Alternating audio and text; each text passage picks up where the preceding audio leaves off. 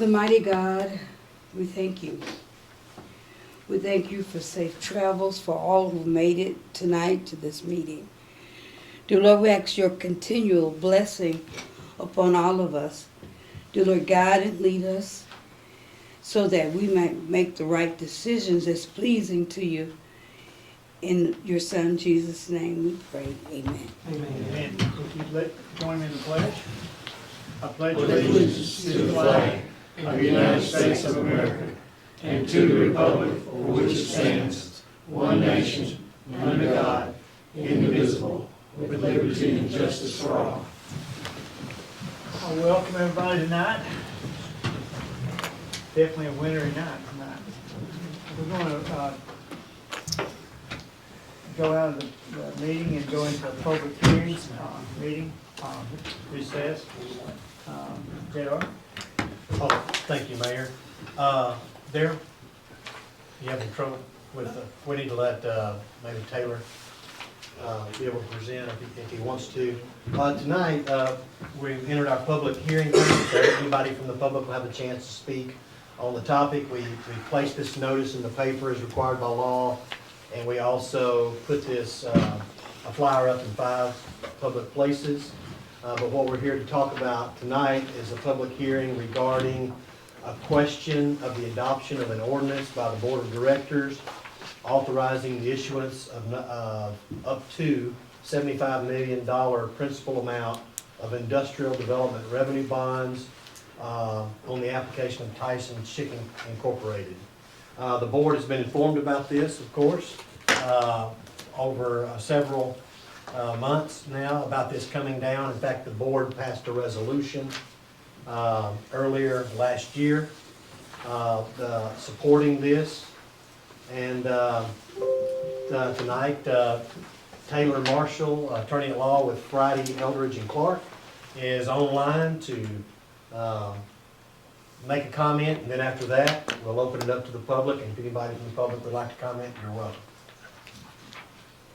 Thank you, Mr. Wilson, members of the Board of Directors. My name is Taylor Marshall with Friday, Eldridge and Clark, and we're serving as bond counsel on this bond issue. The public hearing was published as required by applicable law in the local paper. Anytime you issue revenue bonds, you're required to hold a public hearing on the project. I believe there's a representative of Tyson that should be in attendance today to the extent that anybody has any questions about the project. But this is going to be a new 131,000 square foot poultry hatchery facility in Hope within the city limits. This replaces their existing hatchery facility. It's my understanding that this project is in the process of or under construction. I'm not sure exactly when it's planning on going online, but I do think that there has been significant work out there on the project site. Again, anybody from the public is welcome to speak, and I'm here to answer any questions.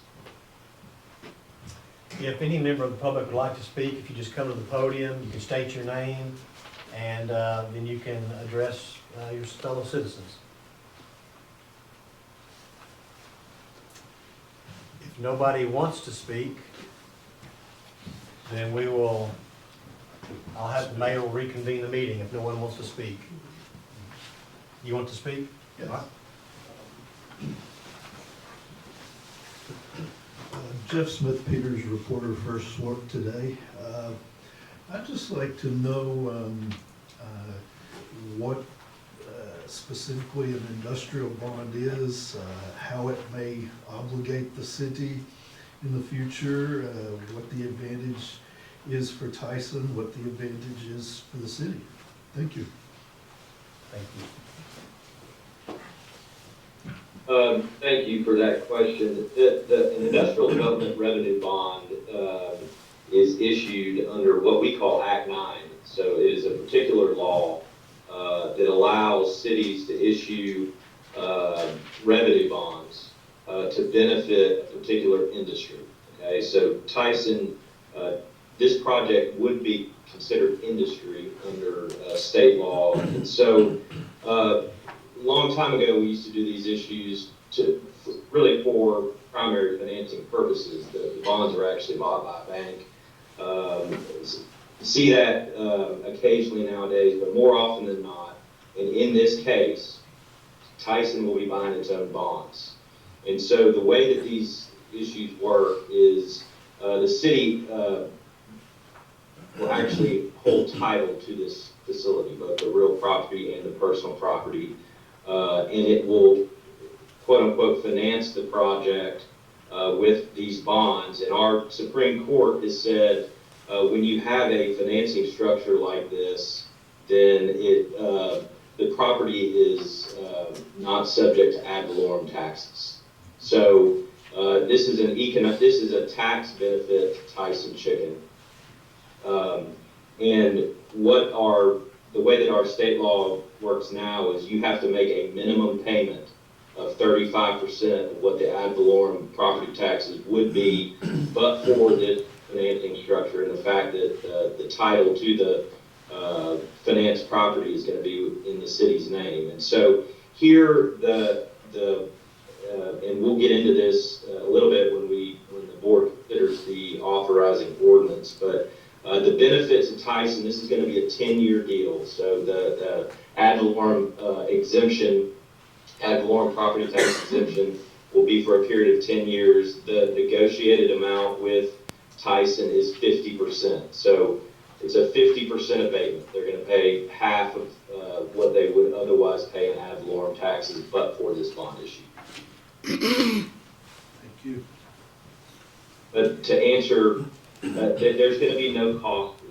The city's not going to have any financial responsibility to make debt service on these bonds, and Tyson is bearing all of the costs of issuance.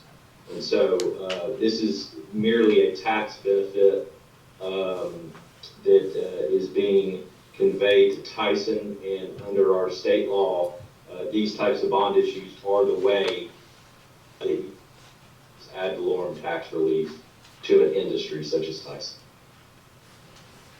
Taylor, in the event of a default, which I know that won't happen, but in the event, the city's not obligated in any way, correct? This is a financing lease. The property is titled in the city's name, but for federal income tax purposes, it remains Tyson's property. If there were to be a default, basically the bond issue would collapse, and title would revert back to Tyson. And if there was a creditor that had any claims against Tyson, then that would all get worked out with the bond trustee, who is going to be Regions Bank. But the city will have no responsibility moving forward, either financially. They're not going to have any sort of reporting requirements. They're not. You're merely issuing these bonds, like I said, to provide this tax benefit to Tyson. And one other issue there, I think in the past, I guess one thing the city has done is typically Tyson makes a lease payment equal to the bond to us, and then we write the check to the trustee. That's the way it's kind of worked in the past. Is that the way this will work? No, so they'll be making payments directly to the trustee. Okay. So we'll have a trust indenture that assigns the lease over to the bond trustee, and so those payments will be made directly. And in fact, we're actually going to have Tyson and the trustee enter into what's called a home office payment agreement, and so Tyson will actually be paying itself for debt service, and so the money will never even run. It won't run through the city, but it also won't run through the trustee either. Okay. They'll make payments to themselves on their books, just by journal entry. Well, that's good. If you typically did, for whatever reason, receive a lease payment under this lease, you would have an obligation to turn it over to the trustee, but that's the extent of your responsibilities moving forward. Mm-hmm. Well, that's a benefit to our finance office, not having to do that. Any other questions from the public? Okay, here we go. I have one question, Mr. Marshall. Will you be sending us a payment schedule for that 10 years, for those payments for us? It will all be documented, and us, do you mean the city? I'm sorry, for the county. Oh, as far as the pilot payments, is that what you're asking? If the pilot payments, the way that we typically do this is the county assessor will meet with Tyson each year whenever it's assessing the value of that property. And so we under Arkansas law, there is a mechanism by which you can go ahead and agree on the pilot or the payment in lieu of tax repayment schedule over the 10 years and have dollar amounts. We do not typically do that. Our firm does not. We up to the assessor and Tyson to work out what the assessed value on the property is going to be, which then will determine the in lieu of taxes, that amount the following year in arrears. Thank you. Judy, would you state your name for the record, please? I'm sorry. I'm Judy Flowers, Hempstead County Treasurer, and the assessor's here with me. We were just both wondering out of curiosity where we would get that schedule information from. Thank you,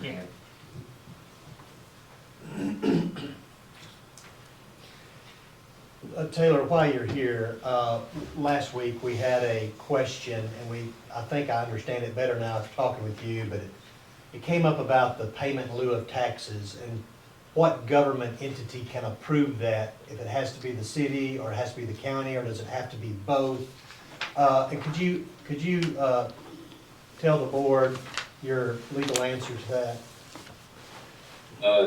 Yes, sir. So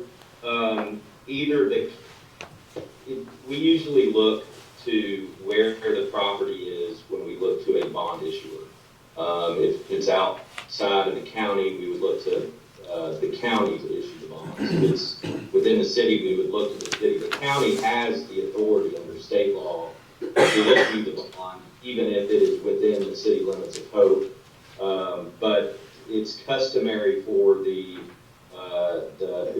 if it's within the city limits, for the city to issue the bonds. Now, the answer to your question is the bond issuer, the entity that takes title to the property in connection with the bond issue, is the one that approves the payment in lieu of taxes.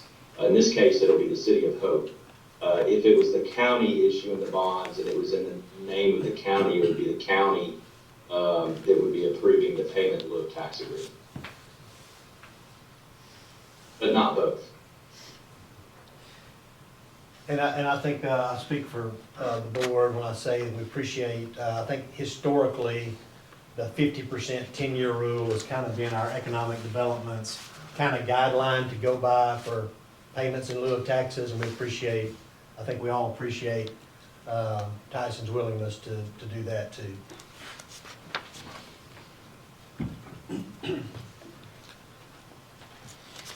All right, any other comments?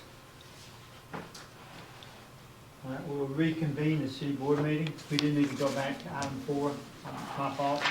Could we review the minutes of the last meeting before we go forward?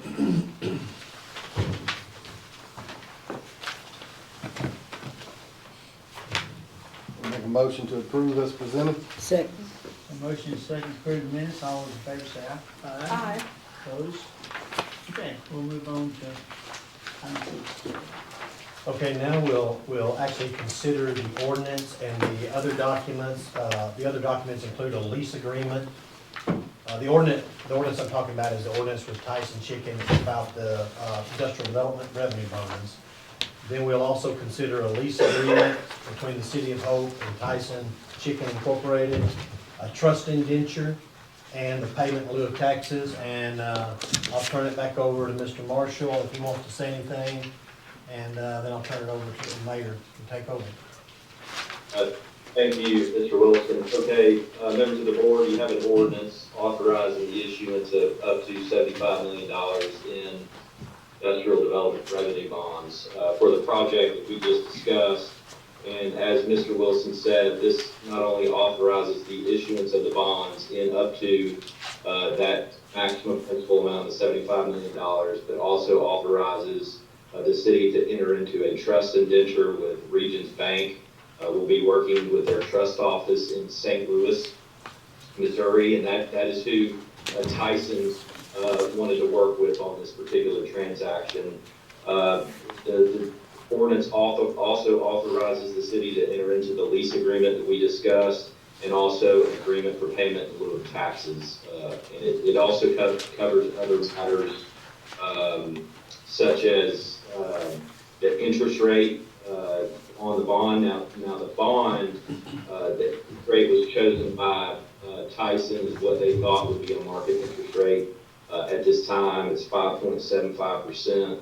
And again, the bond will have a 10-year term.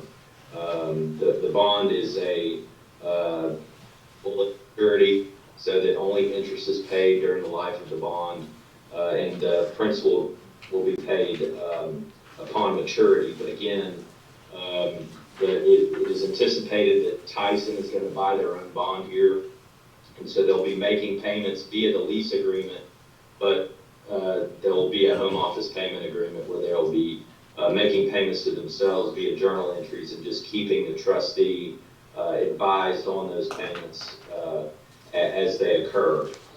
There are other matters in this ordinance, such as waiving competitive bidding and some other customary terms, but happy to answer any questions that anyone on the board has. All right. Thank you very much. You gotta do them all. Okay. Hey, Taylor, we need to vote on these individually, the bond ordinance, one thing, lease agreement, one thing, trust indenture, and then the pilot. Technically, if you adopt the ordinance, then you're approving in substantially final form the 3 contracts. So there's not required, at least by me as bond counsel, there would not be required to be a separate vote on each of the contracts. Just adopting the ordinance tonight would be sufficient. Okay. Randy says that's good. I concur. Good. Okay. The ordinance. Yes. All right, this is an ordinance authorizing the issuance of industrial development revenue bonds to finance certain industrial facilities, authorizing the leasing of such facilities, Tyson Chicken Inc., authorizing a trust indenture securing the bonds, authorizing the sale of the bonds, and authorizing and prescribing other matters pertaining thereto.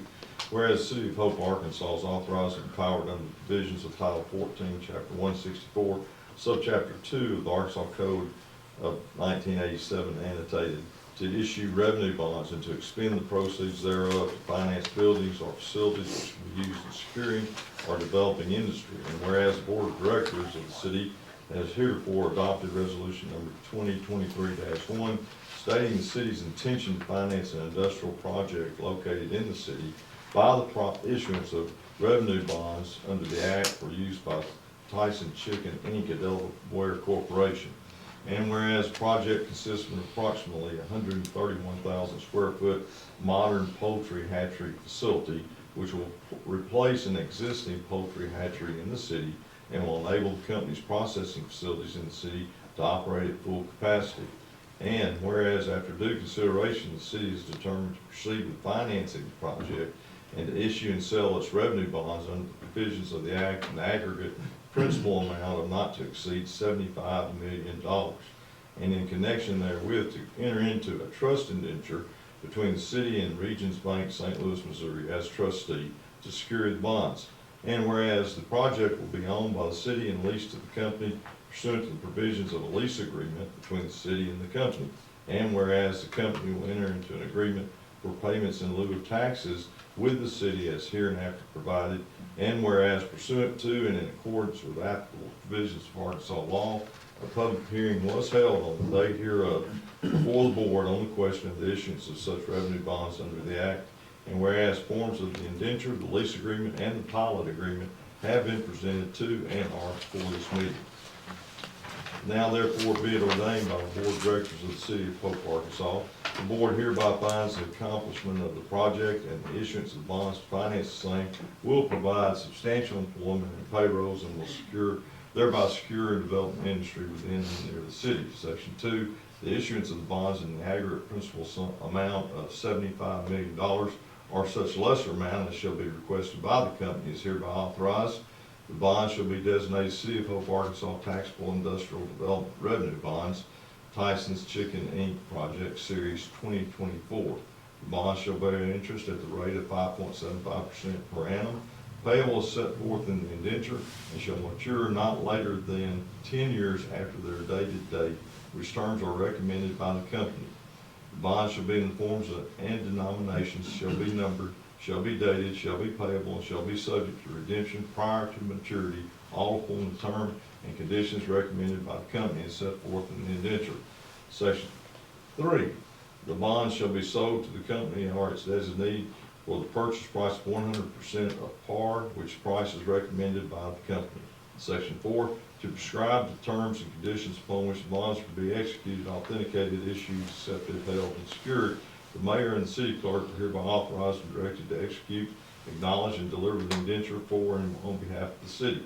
The indenture is hereby approved in substantially the form submitted to this meeting, and the mayor is hereby authorized to confer with the trustee and others in order to complete the indenture in substantially the form submitted to this meeting with such changes as shall be approved by him, his execution to constitute conclusive evidence of such approval.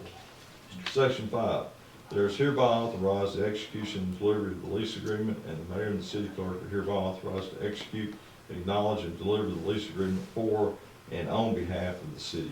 The lease agreement is hereby approved in substantially the form submitted to this meeting, and the mayor is hereby authorized to confer with the company and others in order to complete the lease agreement in substantially the form submitted to this meeting with such changes as shall be approved by him, his execution to constitute conclusive evidence of such approval. Section 6, there is hereby authorized the execution and delivery of the pilot agreement, and the mayor is hereby authorized to execute and deliver the pilot agreement for and on behalf of the city. The pilot agreement is hereby approved in substantially the form submitted to this meeting, and the mayor is hereby authorized to confer with the company and others in order to complete the pilot agreement in substantially the form submitted to this meeting with such changes as shall be approved by him, his execution to constitute conclusive evidence of such approval. Section 7, the acquisition and installation of the project and the issuance and sale of bonds are exceptional situations from the city, in which the city has no responsibility for payment of the costs and expenses thereof, all of which are payable by the company, and the company's recommendations with respect thereto are acceptable to the city. Therefore, pursuant to applicable laws of the state of Arkansas, including the Act, competitive bidding is hereby waived. Section 8. The mayor and city clerk, for and on behalf of the city, are hereby authorized and directed to do any and all things necessary to effect the execution and delivery of the documents herein authorized and the performance of all obligations of the city thereunder, the issuance, execution, sale, and delivery of the bonds, and the performance of all acts of whatever nature necessary to effect and carry out the authority conferred by this ordinance. The mayor and city clerk are hereby further authorized and directed for and on behalf of the city to execute all papers, documents, certificates, and other instruments that may be required for the carrying out of such authority or to evidence the exercise thereof. Section 9. The city clerk is hereby authorized and directed to file in the office of the city clerk as a part of the minutes of the meeting at which this ordinance is adopted for inspection by any interested person, copies of the indenture, the lease agreement, and the pilot agreement, and such documents shall be on file for inspection by any interested person. Section 10. The provisions of this ordinance are hereby declared to be severable, and if any section, phrase, or provision shall for any reason be declared to be invalid, such declaration shall not affect the validity of the remainder of the sections, phrases, and provisions. Section 11. All ordinances, resolutions, and parts thereof in conflict herewith are hereby repealed to the extent of such conflict, passed and adopted this 24th or 16th day of January 2024. Thank you, Randy. Any questions? I have a motion to suspend the rules. So moved. Second. Steve Montgomery, Aye. Reginald Easter. Aye. Trevor Coffey, Aye. Linda Clark, Aye. Tiffany Talley. Aye. Don Still. Aye. Motion to adopt. So moved. Second. Steve Montgomery, Aye. Reginald Easter. Aye. Trevor Coffey, Aye. Luther Clark, Tiffany Talley, Aye. Ron Still. Aye. I believe that's all we need to do on this, is there any? Okay, Mr. King, you'd like to say anything? I appreciate, as the board and the city, I appreciate all y'all do for the City of Hope. It's a great project. Glad to be here. I'll answer any questions about it that I can. I know you can, yeah. We're just proud to have y'all in the community. Thank you very much. Yes, sir. Okay, we'll move on to the next item, which would be item 7. Six. 6, and then it was 6 first. Yes, sir. How is it? So the next two items are really kind of together, but they're different companies going to give a presentation to the board. So this all has to do with our Hope for the Future project.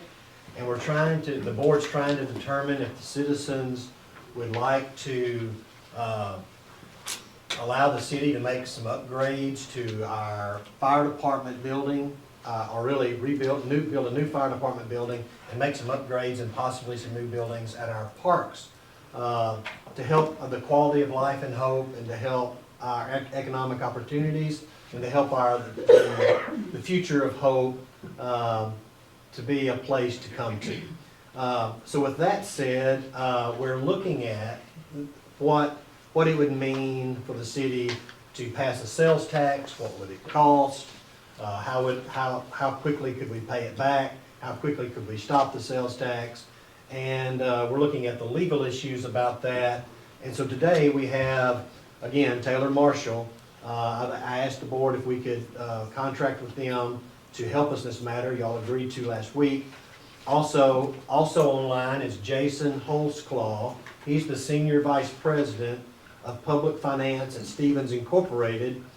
He's the financial brain, and Taylor and Randy here, our own city attorney, are the legal brains. So they're here to address you tonight and answer any questions maybe the board may have. So Taylor and Jason, I'll turn it over to y'all of how y'all would like to make this presentation to the board.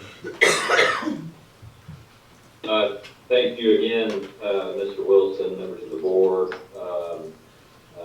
Mr. Holzclaw and I have not really talked very much about how we're going to kind of balance the information that we're going to present to you today, but I just want to kick it off with, I prepared a memorandum that you all may have in front of you, the board, and then Mr. Wilson, I don't know if this can be shared on the screen for members of the public, so that they can kind of follow along as I present. And what I'm going to do is I'm going to go through this memorandum, which lays out the legal steps and sort of a timeline from a legal perspective of getting to the November election date to refer one or more sales tax bond questions to the voters that November election. And as I get into this, I may hand it off to Mr. Holzclaw when we get into some of the financial considerations that the city needs to take. But I'm going to go ahead and just start with this memo and how it's outlined. And you'll see at the very top there, we're talking about Amendment 62 to our state constitution. Anytime we issue bonds that are secured by a particular revenue stream, we look to constitutional authority as the bond lawyer. And that constitutional authority for taxes, any debt or bonds that are to be secured by and repaid with taxes is Amendment 62. This would include sales taxes if you were to do a property tax issue, hotel and restaurant, or also known as hamburger taxes, anything that you have taxes, we look to Amendment 62. Amendment 62 has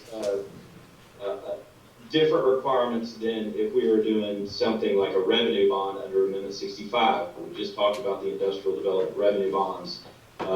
They do not, the Amendment 65 debt, they do not require an election. Amendment 62, anytime you're pledging taxes, you've got to have an election, okay? And what you can finance are capital improvements of a public nature, and that's kind of a two-pronged test there. can't finance, things like salaries, or it's gotta be a capital project. And it's gotta be of a public nature. A lot of times we get questions about whether we could, a city could finance, like a mixed-use development, to, put retail, and so we've gotta take a hard look that it is actually a capital improvement of a public nature. Also, something that's unique to Amendment 62 is that if you're gonna finance more than one project, or if you have separate purposes, each purpose has to be set out on a separate ballot question. If you have both police and fire, you're gonna have one question for a bond issue for police, and you're gonna have a bond issue for fire.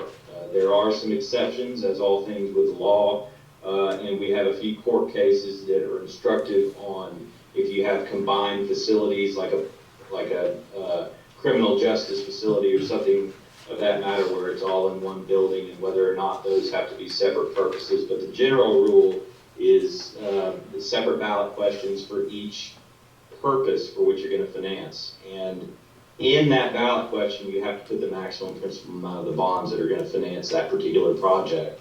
That's where it's real important to get Mr. Holzclaw plugged in early and on in this process, because a lot of times we're going to need some pretty solid cost estimates on the projects, but then there are also some financing costs and other things that have to be considered when you're sizing the particular issues.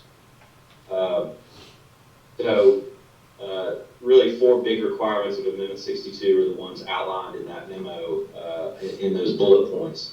The types of taxes, and I should have put sales and use taxes that could be pledged.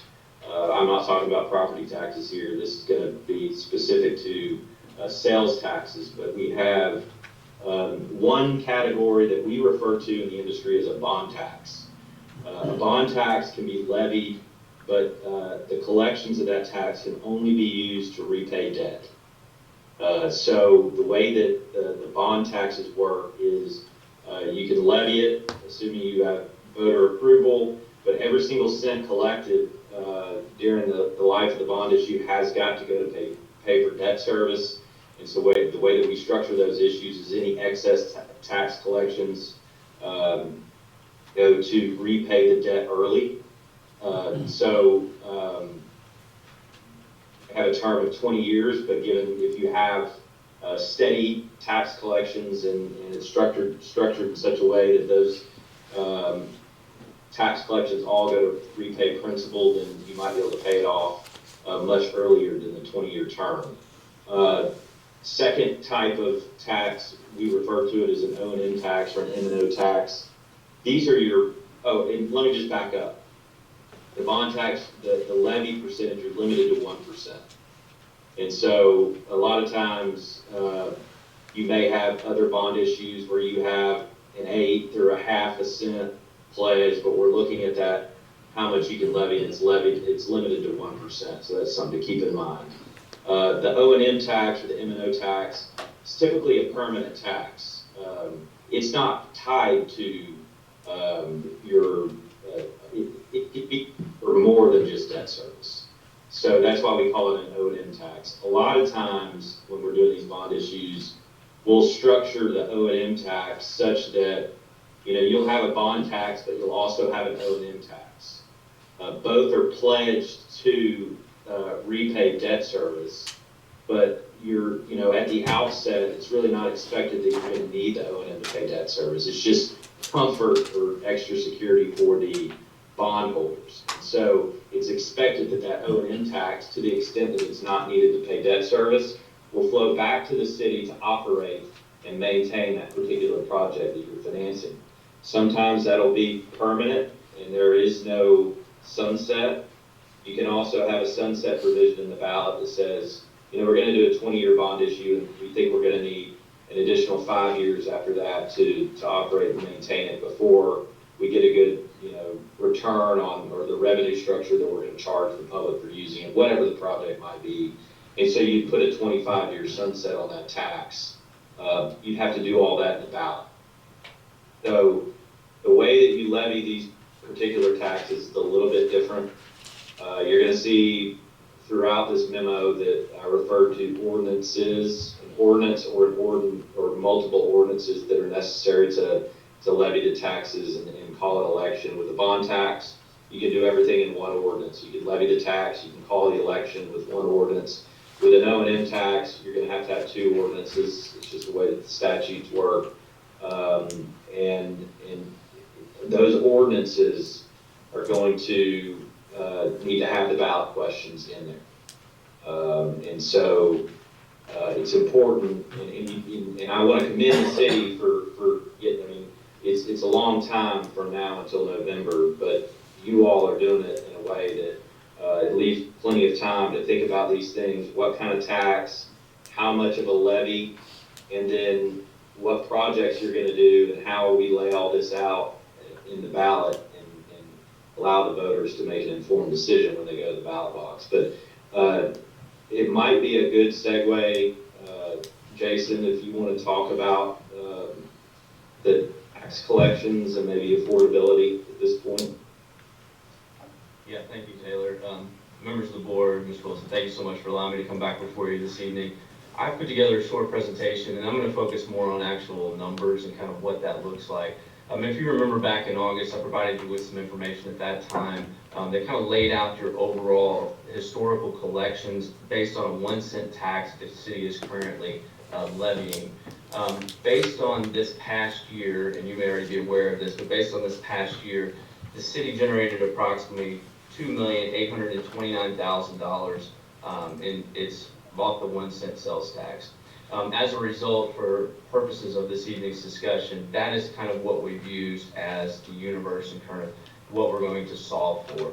Please keep in mind as we go through this presentation, though, we can change these variables based on the needs of the city. In my discussions with your administration and kind of thinking about this, again, we've looked at this from with certain assumptions in mind, and we're happy to provide those assumptions to you as we go forward. But in terms of what Mr. Marshall was saying, what we're looking at is basically how to size this transaction to get you the project funds that you want, but also try to sunset the part of the tax that the city wishes to sunset in a quickly and timely fashion. So if I can really quickly, let's see here if I'm able to share something with you.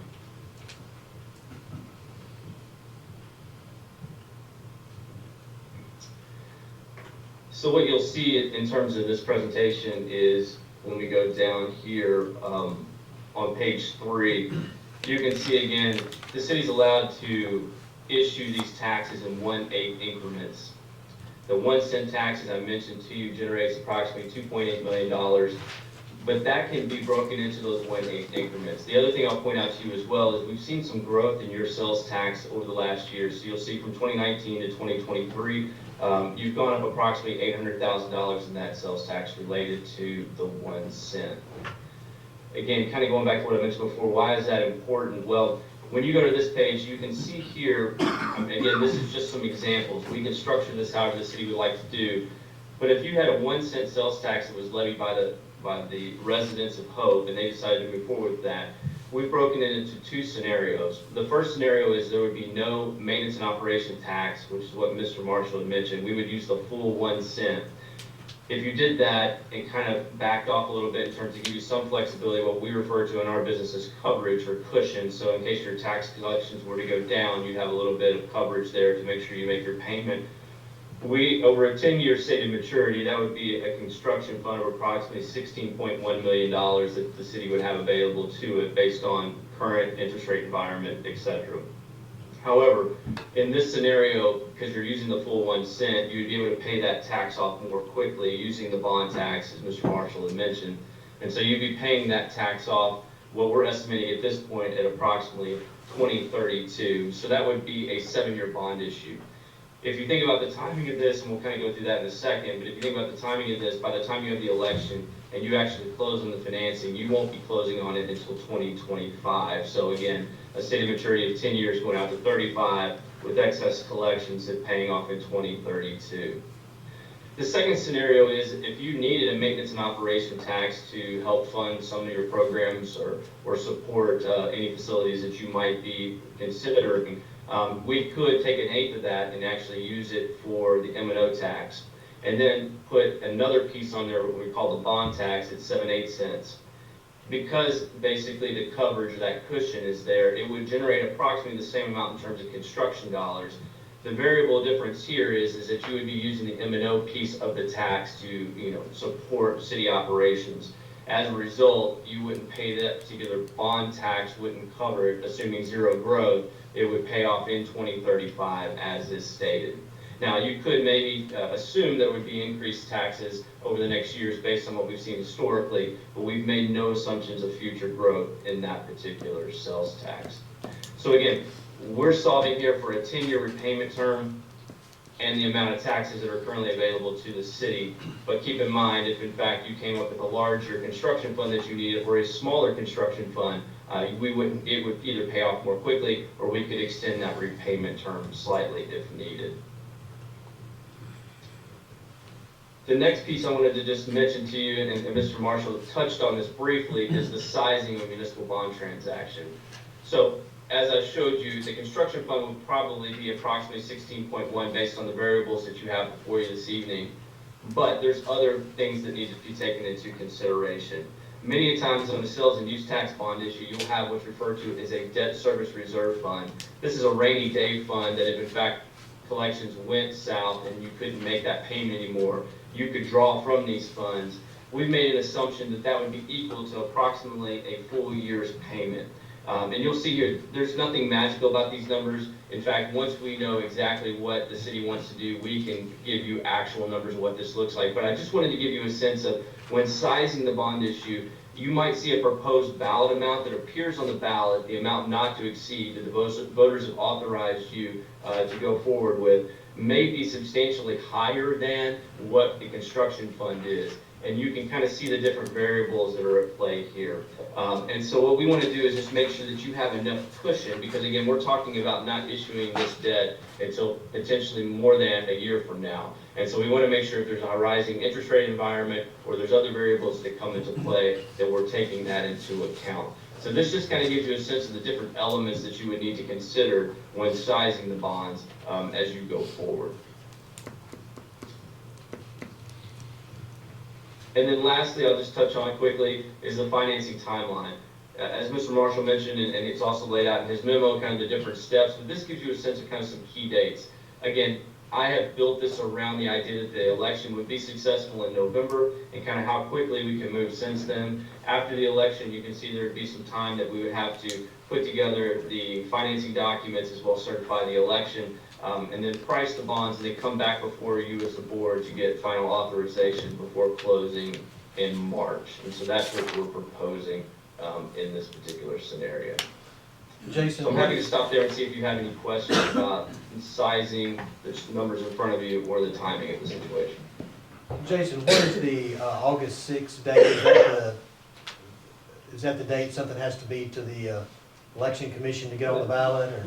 That's great. Yeah, great question. So you'll see there by August 27th, the election ordinance is filed with the county clerk. That is the deadline to be on the November ballot.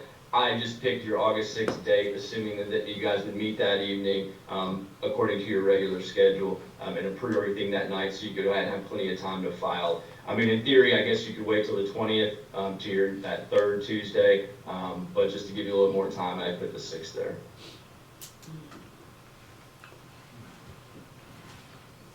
Jason, just to be clear, the issues of the O&M would be a separate ballot issue as compared to the debt service, correct?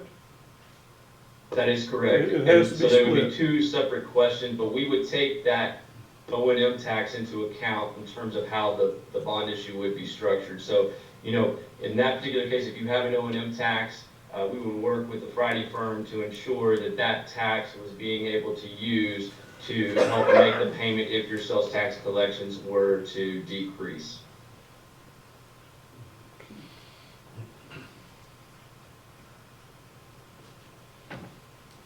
Jason, as far as that O&M while the project's under construction, do we bankroll or do we put that in savings during that time?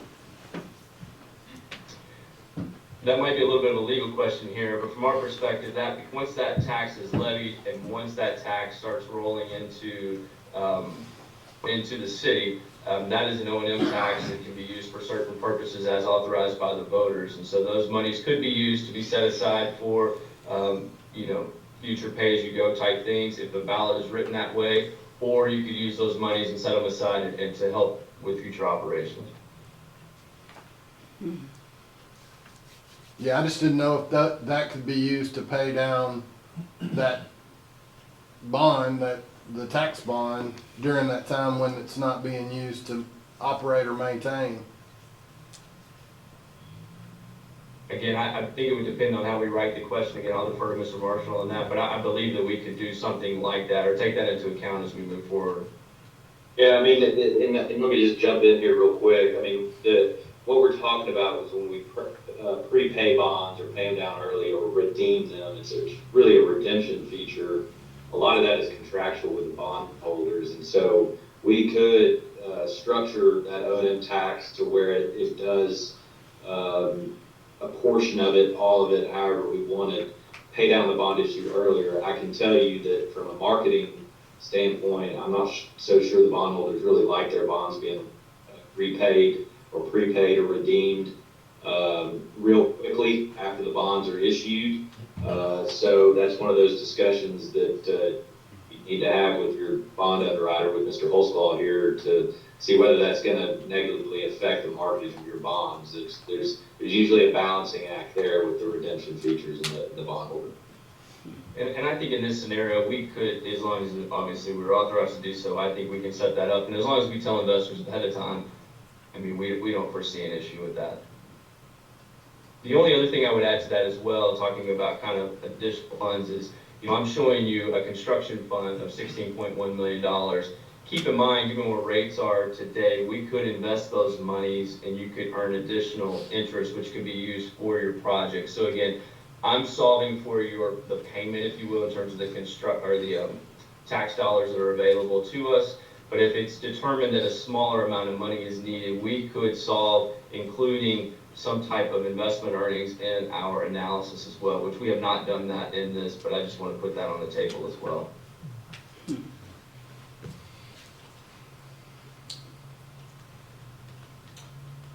All right. Any other questions from the board?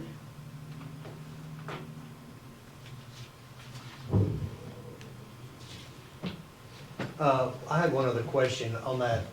You had that August 6th date and it said call for elections. Is that just where the board would do the ordinances required?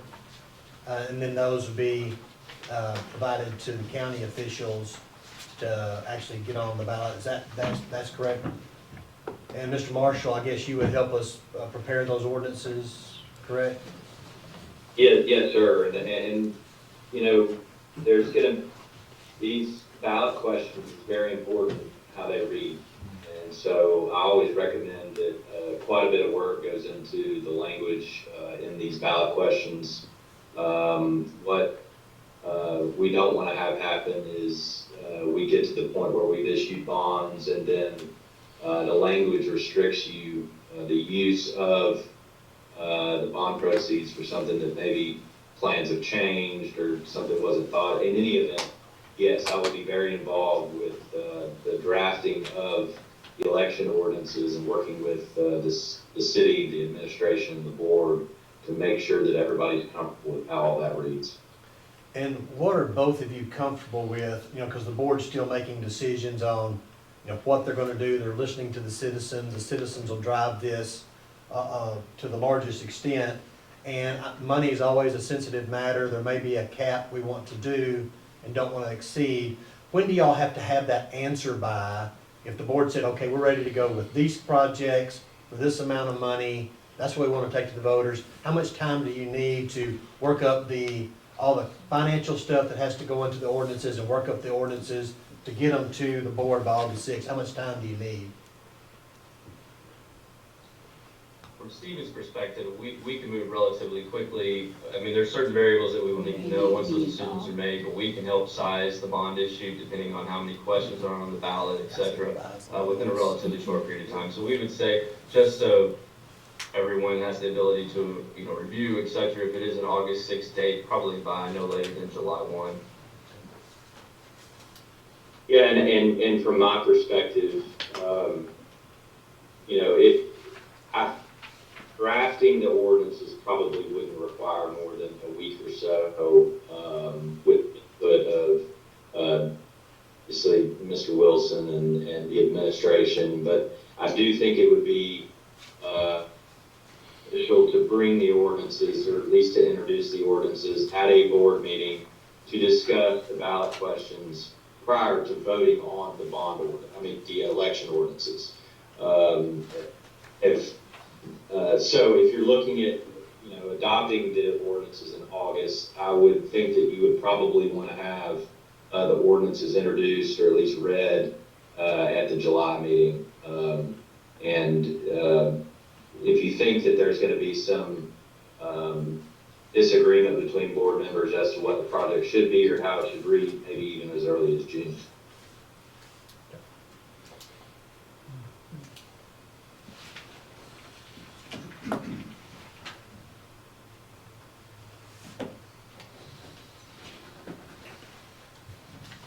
All right. I have a question, Okay. Linda? and this is to Randy. Are you comfortable with how this is proceeding and what's going to happen?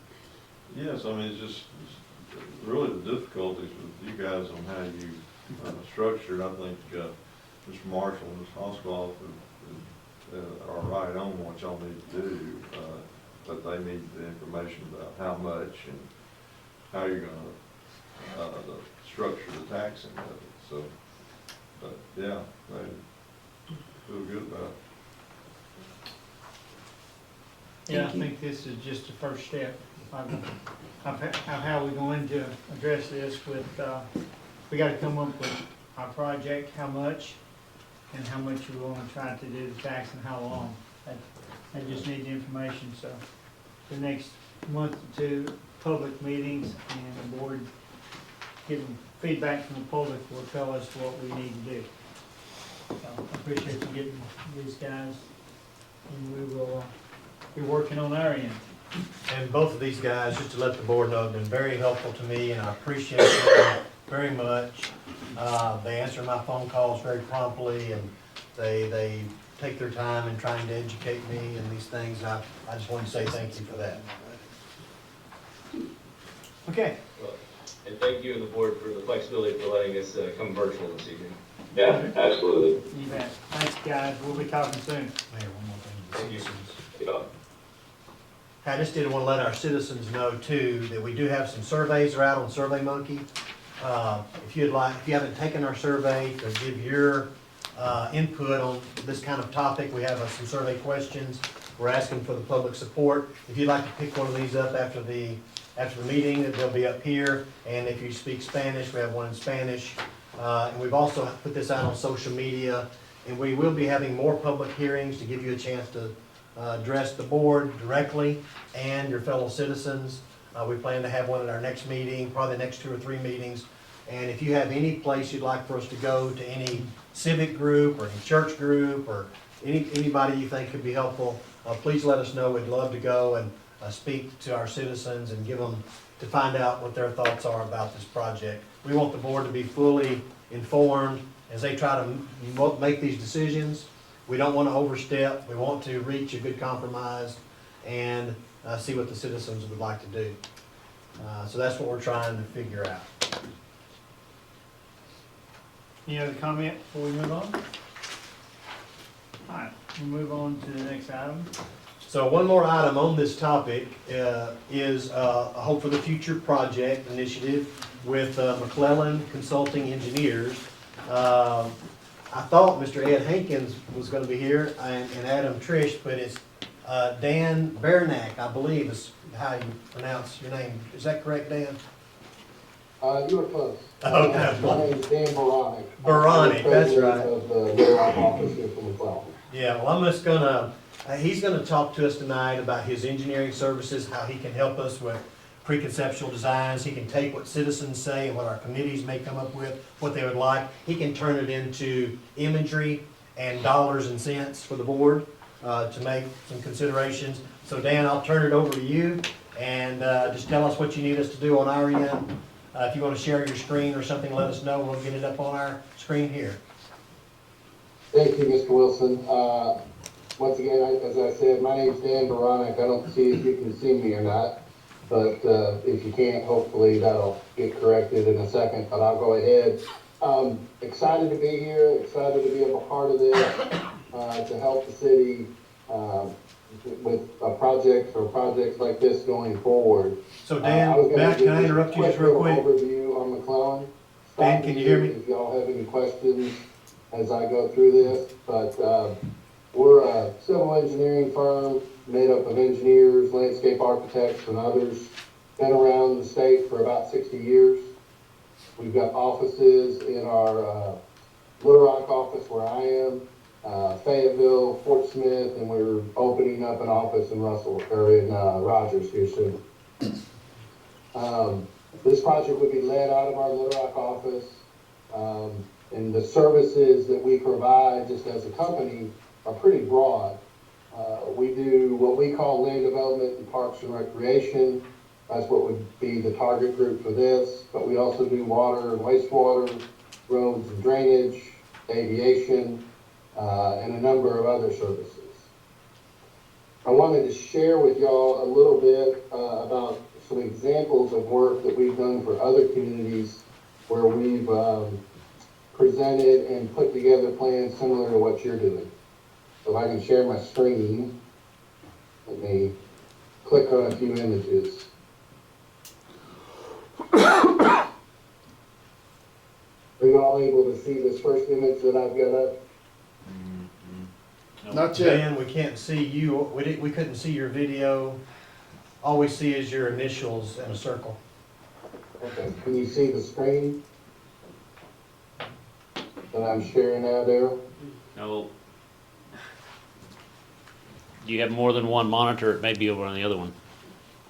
Yeah, I've got it, it's all red, so it should be. Let me stop video just to see if that helps. Maybe it's a bandwidth problem.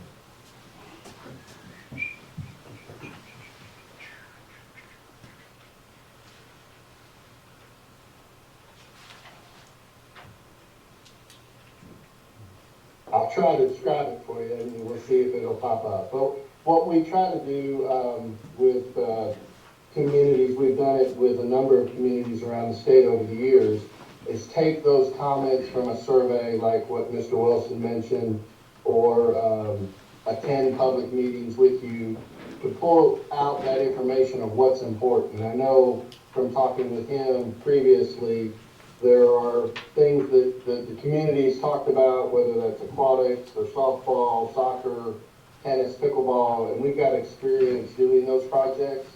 But on the front end, it's hard to visualize it. So we try to put together what we call conceptual plans that we can share then with folks.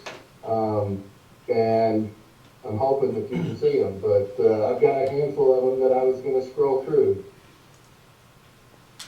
Maybe the challenges of Zoom meetings as opposed to being in person. Eric, could you pull up the images that I sent earlier? Oh, gosh. I can just talk about those couple. Give me a minute. Yeah, it'll take just a minute. So if you I'm want sorry. to say anything else while he searches for them and finds them. Sure. The two I think that I sent you, Daryl, were I think they were Osceola and maybe a project from here in Bryan or Benton. But we've done a couple larger master plans for Benton and Bryan, and we've got a lot of imagery that we've developed over the years for different types of parks, whether it's kind of a focus on tennis and pickleball or soccer or baseball. Both of those communities were already pretty deep into baseball and softball, so they didn't really have those aspects that they wanted to add, but they did want to improve some other stuff. And so we looked at that, went to stakeholders and public meetings in different wards over the span of about a year, and then put together a bigger document of some sorts. But part of that was imagery like what I sent Daryl, where, you know, it's something that we create. It's kind of a high level, but it gives you a visual to go along with what you're talking about. Doesn't necessarily mean that's the end project that you're gonna build, but it's got the features that the community or the citizens want to use. And so if you can see any of those on your screen, you know, the Maumelle, the Midland Soccer Complex was one I believe I sent. They've got an existing soccer complex there, but they own some additional land and they wanted to add some more soccer, add some other features, so it's not just one focus. So there may be some trails that get incorporated or something like that. Some other projects like Osceola is one that we just recently did this last year. They just passed an election to do an aquatics park. We did one up in Whitehall a few years back, kind of used that as our model to kind of put it together and work with folks to develop those costs to be able to provide that. So what we would envision is we would do something like this, working with Mr. Wilson, with staff, the board, to put together some graphics that you could use, and then on the same, after we've done that, or as we produce those, we would work on some cost estimates that we could use to help you with planning for what you would be able to spend in the future.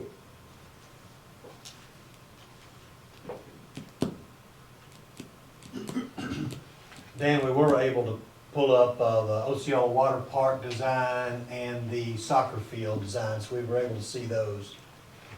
Well, I had a few more for you, and I apologize that we couldn't see those. I'm gonna stop sharing and see if that'll allow me to get back to be able to see you, or you see me.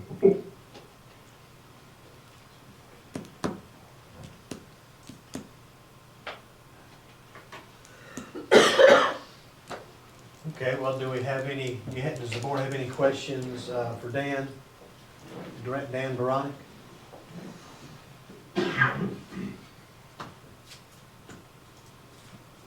I guess I just have a general question. So that means that we would have to, would that mean we would have to hire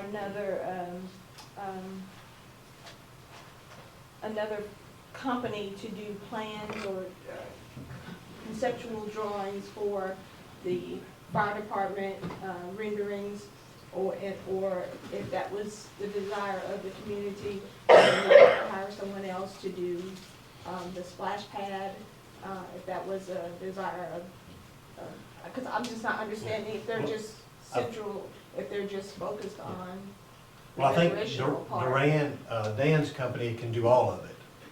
The problem with the fire department is we kind of started with our city engineer that we have a contract with, Jeremy Stone. So he's done a lot of preliminary work on that already. We've already got some design drawings that he's done, some cost estimates. He's still working on that.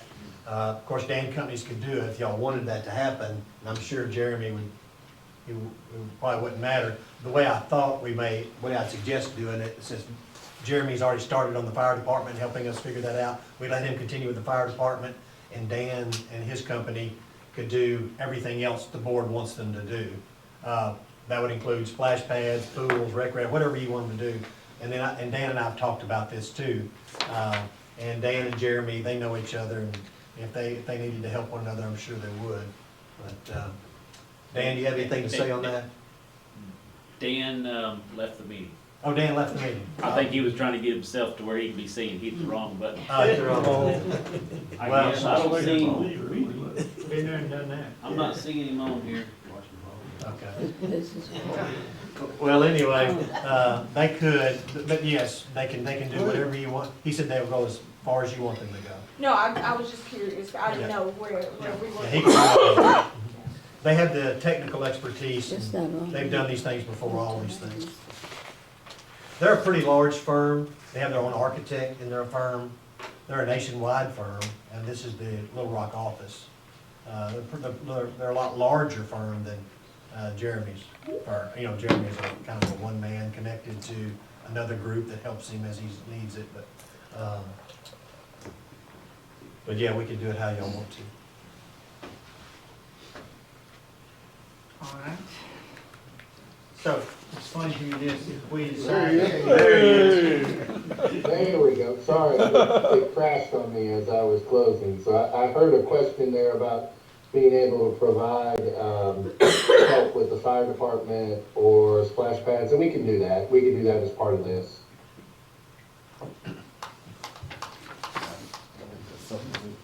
Are there other questions from anybody else? Any questions from you? I think we're just gathering a lot of information right now, so we appreciate you being involved, but I think we're in very early stages of this, but And last week, I think I asked y'all in our, one of our city manager report to allow me to hire them to help us, and y'all did agree to that. If y'all change your mind, let me know.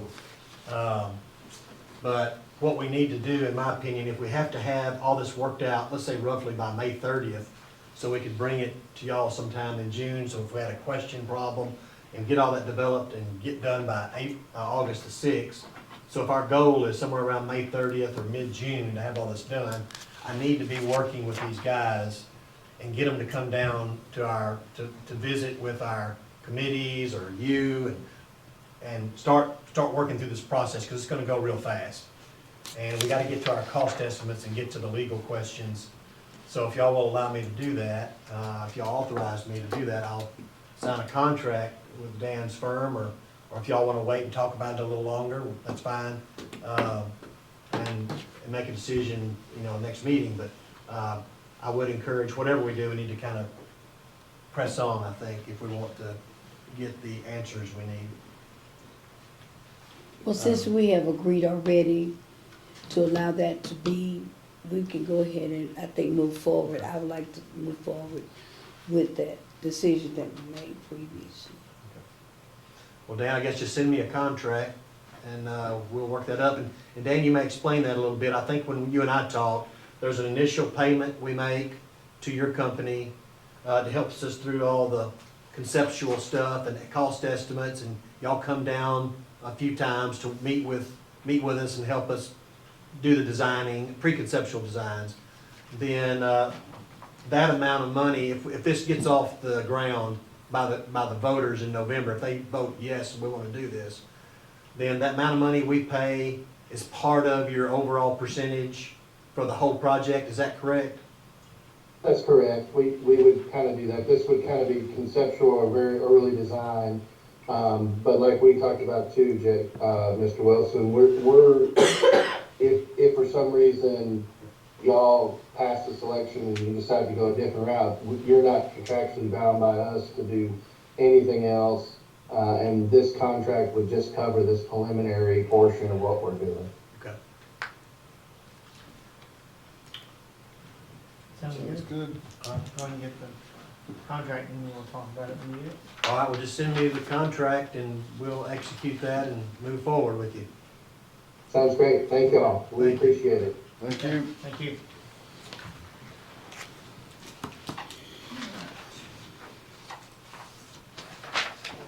Item 8. All right, we took bids for asphalt and milling. We're ready to move forward with that. We have the bids in. Under the first one, we had hot mix asphalt paving. The following bids were received: Tri-State Asphalt in the amount of $119.80 per ton. Smackover Paving Company Incorporated at $193.95 per ton. And staff, I'm talking with Kenneth, you can come on the microphone if you like, Kenneth, and say anything you want. But I think staff recommends accepting the low bid of Tri-State Asphalt. I'll turn it over to Kenneth. Like Tri-State's been doing it the last few years, and they were right at $3 difference from what it was last year to this year, so we're staying right there where we need to be. $3 higher? Sir, $3 higher? it's $3 higher than what it was last year. So why'd you decide to go with them over the Smackover? Because they're cheap. That's his way of saying, I think I got the answers we need. It's been a long day. All right. He wants you to voice your opinion. We'd like to do something. I'm we'll get back to me, find out how the draw went this morning. Okay, I tell you what, we want to do these separately. I have a motion for the tri-state asphalt. So moved. Second? Motion second, all those in favor say aye. Aye. Opposed? Okay, we'll move on to the milling. Go ahead. Do you want to? On the millings, we only have one bid coming in. Come in at $5.15, which is $2.15 a square foot more than it was last year. Can we, you know, we reached out to some more companies to get them to bid, and I think what, we haven't in the past had a whole lot, and they're not what we kind of come in for, no more than what we're doing right now, what a lot of them has told me. This company has done it for us several times. They do a good job, they come in, get out, get us done. So, We're only doing about a mile, really, is what we've historically done, milling.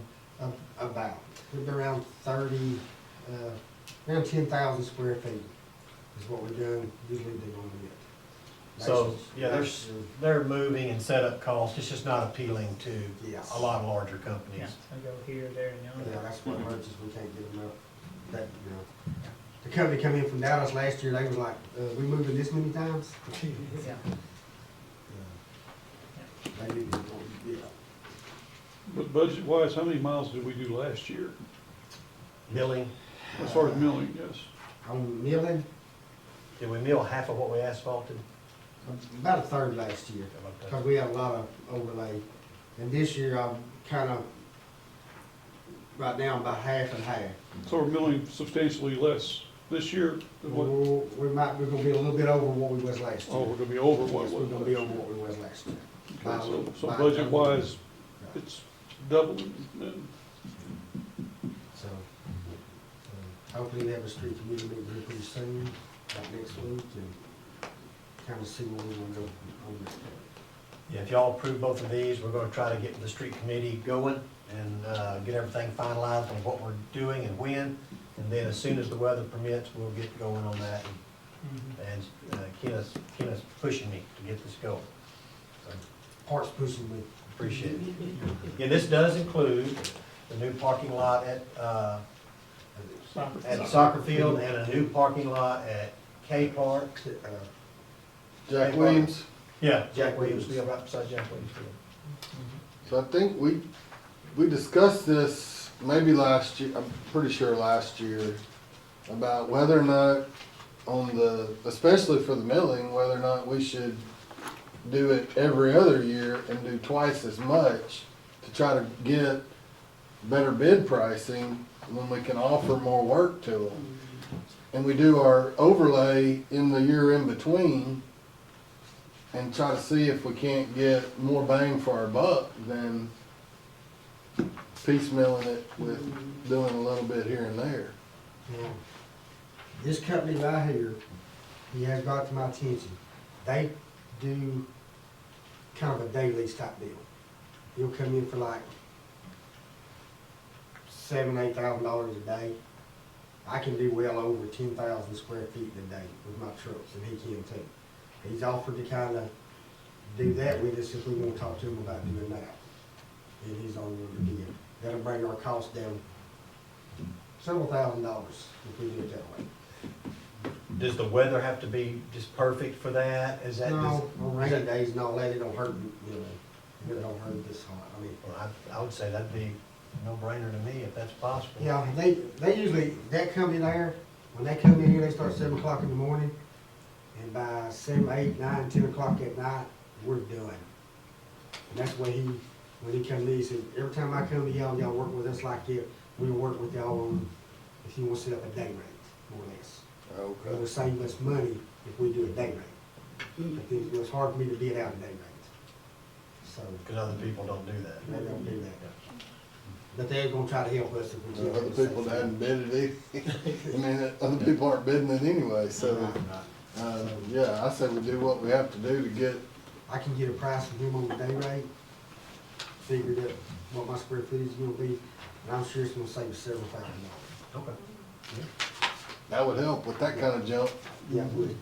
Kenneth, one of the problems is shipping some streets won't take a skip, will they? Because There that's ain't what we've talked Very, about. very that. few in this town will take a skip, because we have no base in them.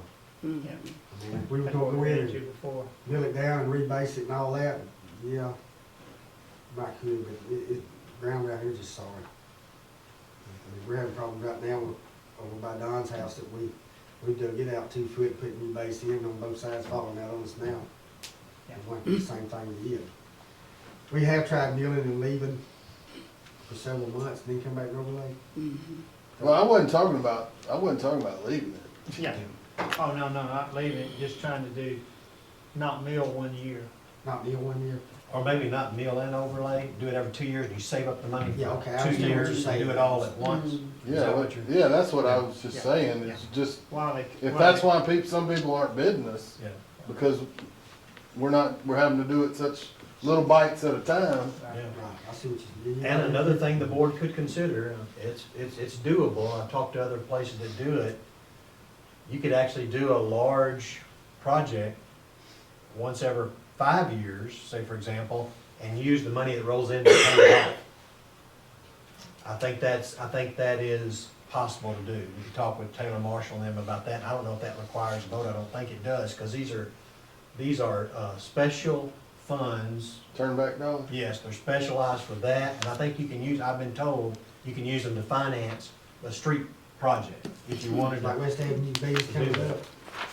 We're what, 27, 28 years now on that? And when we do it, we're gonna have to have some way to, That may be a state aid street initiative again, but I'm wondering about South Harvey. There's a bunch of them.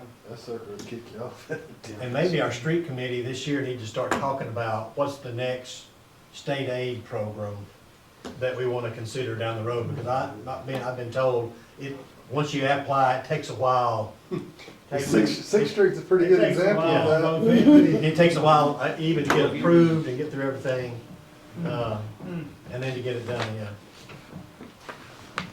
Okay, well, let's go ahead and finish this up here. We need a motion for the street milling. To accept the bid.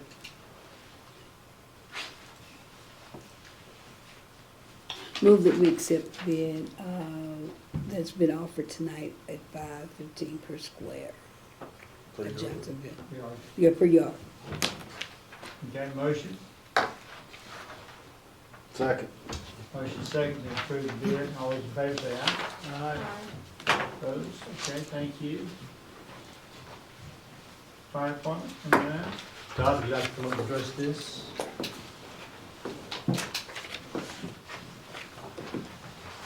It's on the SCBA. Yes.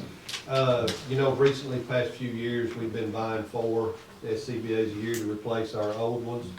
We're about to complete that this year with the purchase of 2 more, so we're gonna have, I believe, 8 SCBA packs with 16 bottles that, I'm looking to declare surplus. Okay. Yeah, we sold to the same way we've been doing. We usually sell them online, Dale has an auction house, and we'll notify the rural fire departments around us. So if they would like to bid on them and purchase them, and, you know, they'll get these things pretty low cost, I imagine. And they've already expressed interest, you know. All right, is there a motion to surplus this? Move that we allow the surplus that's requested to go forward. Second. Motion second, favor? Say aye. Aye. Opposed? Okay. Continue, wastewater. Okay, we've been talking about wastewater for a long time now, and tonight's the night, hopefully. We're due to have this ordinance done by the end of January, and so we can continue on our closing process the way the Arkansas Natural Resource Division would like us to. So to make sure I get the citizens up to speed, I know the board's up to speed, but we have received $3.488 million in a low-interest loan from the state of Arkansas to make some upgrades to our wastewater treatment facilities that treat the wastewater in your homes. So when you flush your toilets or you use your sinks, that runs into our wastewater system. All that water and debris end up in our treatment facilities where we treat that water to clean it up, turn it back to the environment with clean water, to make sure it meets all the EPA and Arkansas Department of Energy and Environment regulations. These new upgrades will help us make sure we meet those regulations. And it's $3.48 million at 1.75%. And as I told y'all before, the analysis by Bob Hunt, was the analyst who did the workup, initially thought it would take a 32% increase of our rates. When I was bringing this ordinance to you at the first meeting in January, something caught my eye that called me to call Bob up and get him some more information. I didn't think he had all the information. Sure enough, he was operating off of 2021 data, or 2020 data, and we had a rate increase already in 2021, so that wasn't considered. Plus, we had some corrections in payments from a company that wasn't paying correctly. We got those worked out. So we sent him our best estimate data on that, plus the pay increase, and that brought down our the amount of money we have to increase in our ordinance from 32% to 25%. So to make a long story short, on the second page of you have the analysis that Bob worked up. So for example, a current monthly user at the average user rate that he's looked at Hope data, the average user in the city of Hope pays $21.50 a month currently for wastewater. Going up on this new rate, that same amount of usage would increase to $26.88. So it goes from $21.50 to $26.88 if you use the current same amount of water if you're an average user. If you're able to cut down, of course you can keep your costs low. If you're able to cut those things down, if you use more, it would cost more. But that's the average user. That's at the very bottom of your page on the left-hand side where it says residential new monthly rate, annual rate per user, current monthly rate, annual rate per user. You can see those numbers there. So you can look at the analysis and the assumptions at the top right corner, the rates and things. And what this would do, currently our citizens pay $2.75 for every 1,000 gallons of water they use. That would increase to $3.50 for every 1,000 gallons of water that you use. That's the use O&M rate. The debt service rate currently is $10.50 a month. That would increase to $13.25 a month. Now you may say, if you did the math on this, hey, that's a little above 25%. It is, because we hit this 25% mark and it comes out to an odd cent. So we round up to the nearest, I rounded up to the nearest $0.25. That's what we've typically done in the past, kept it at $0.25. We can reduce this by minimal cents if you would like for me to, we certainly can. Now you said $3.50 for the next 1,000? It's $3.50 per 1,000. Right, well, I'm just, this is showing $3.44? Yes, so like I round up to the, And that's where you rounded to the $3.50? I round up to the nearest $0.25. Okay, Yeah, okay. that's the way I do it. All right. I did it. I can certainly do it differently, but normally our rates have been like $2.75, $2.50, $2.25. They've been on the $0.25 increment, and so that's what I just kind of stuck with. So when I rounded up to the $0.25.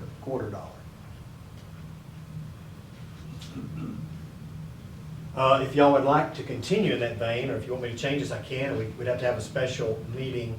But if you want to continue in that vein, the ordinance before you that Randy can read for you talks about the 1,000-gallon metered water would be $3.50 per 1,000.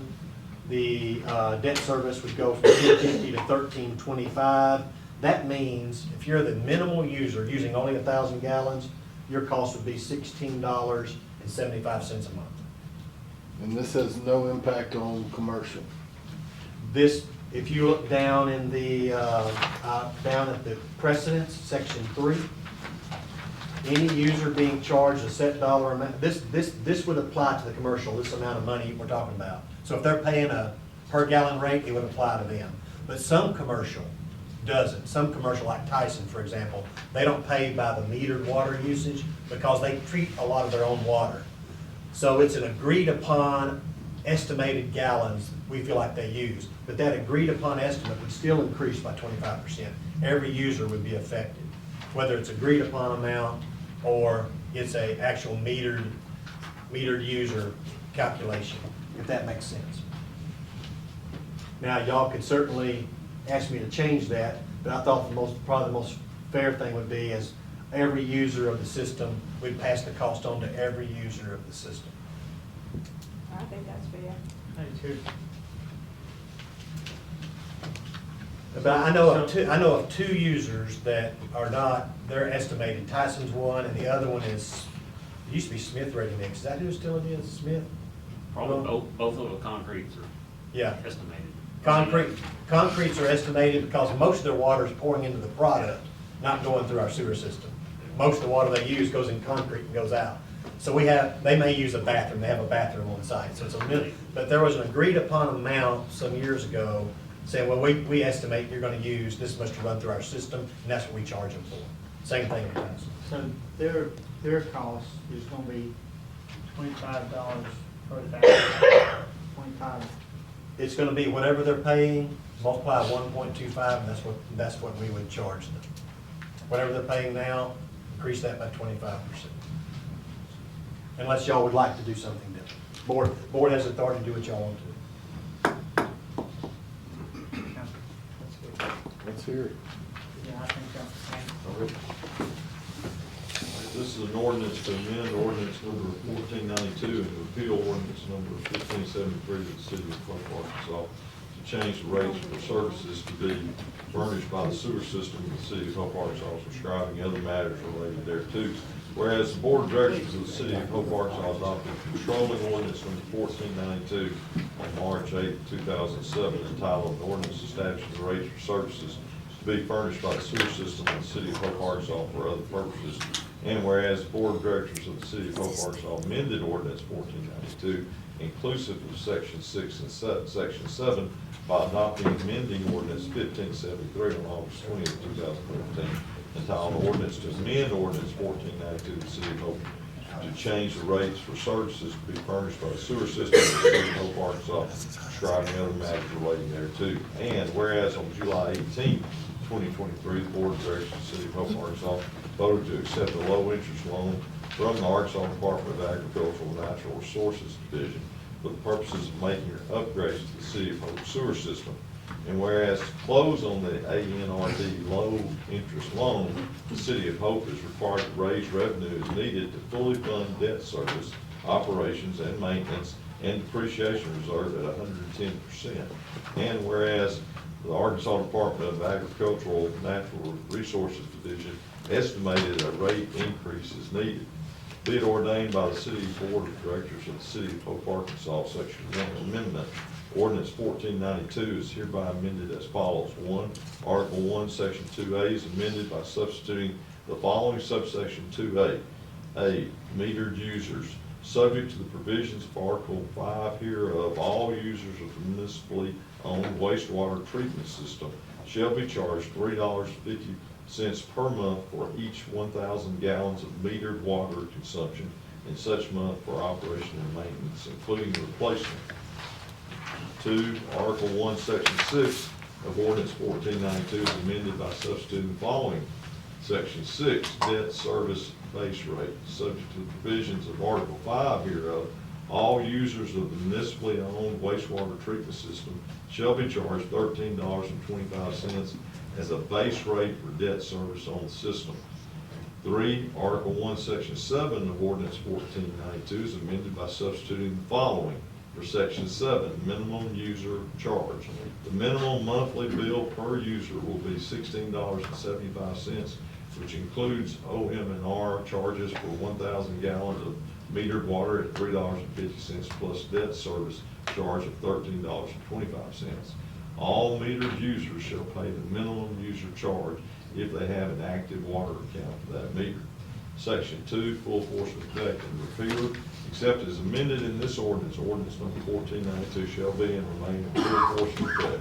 All of the other ordinances or parts of ordinances in conflict herewith are hereby repealed, including ordinance 1573. The invalidity of any section, clause, sentence, or provision of this ordinance shall not affect the validity of any other part of this ordinance, which can be given effect without any such invalid part or parts. Section 3, precedents. The amended user charges in this ordinance shall take precedence over any terms or conditions of agreements or contracts between the City of Hope and any of the users which are inconsistent with this ordinance or with applicable federal regulations regarding user charge systems. Any user being charged a set dollar amount for estimated usage of the system, such charge will increase by 25%, which is a rate increase equal to residential and commercial increases. Section 4, emergency clause. This action being necessary to the preservation of public health, peace, health, and safety, and emergency hereby declared to exist, and this ordinance shall take effect and be enforced from and after its passage is approved. Thank you, Randy. You heard the reading of the ordinance. Is there a motion to suspend the rules? So moved. Second. Steve Montgomery. Aye. Reginald Easter. Aye. Linda Clark. Trevor Coffey. Aye. Tiffany Talley. Aye. Don Still. Aye. Motion to adopt? So moved. Second. Steve Montgomery. Aye. Reginald Easter. Aye. Linda Clark. Aye. Trevor Coffey. Aye. Tiffany Talley. Aye. Don Still. Aye. Motion to adopt the emergency clause? So moved. Second. Steve Montgomery. Aye. Reginald Easter. Aye. Linda Clark. Aye. Trevor Coffey. Aye. Tiffany Talley. Aye. Don Still. Aye. I want to thank the board for considering this. This is just maintenance we have to do, and the board doesn't take it lightly. Ladies and ladies, but this has been coming for a while, and appreciate the board and When will this appreciate be JR. reflected in the Bill. bill? I'm sorry. How soon will this be reflected in the bill? in I the will, state? I'll get this ordinance over to Jody Perkins, Mhm. probably tomorrow, and then it's just a matter of how long it'll take them. It may take them a few weeks to work with their vendors to get their programs changed, but as soon as they can, we'll get it going as soon as we can. Okay. Probably within the next month. All right, item 11. Yes, sir. So, we've been talking about appointments. We've got all of our appointments filled except for one, that's the Tourism Commission. There's a vacancy in there. Charlton Lucas' position, was termed out on December 31st, 2023. And at the last meeting of Tourism Commission, they reappointed Charlton Lucas to the Tourism Commission, but their appointments are required to be confirmed by the Board of Directors. And so we're here tonight to talk about the confirmation of Mr. Charlton Lucas. And his term is a 4-year term, and it would expire on December 31st, 2027. And it's an industry firm, appointment. Move that we accept the recommendation coming from the commission to appoint Mr. Lucas that 4-year term. That is a motion. Second. Motion second. All those in favor of the appointment? Aye. Aye. Okay. Okay, item 12. Yes, we'd like to, I'm gonna call the fire chief back up. He has, wants to discuss, way bid ordinance, authority from the board. Yeah, I was gonna approach you about, getting the way bid done so that, when we do find us a truck, that, we'll have to go ahead to, purchase that truck. Okay, they said it's for $150,000. That's think- what's in the budget. I think JR and I visited about this. Some of these trucks, they move pretty fast once they come up for sale. We want to be able to get the best we can at the right time, so. Yeah, one popped up not long ago, I immediately called, and the guy laughed, and I just sold it. So, that's how fast they go. And we would like, we did put in this, introduction. Motion second. All those in favor of the appointment? Aye.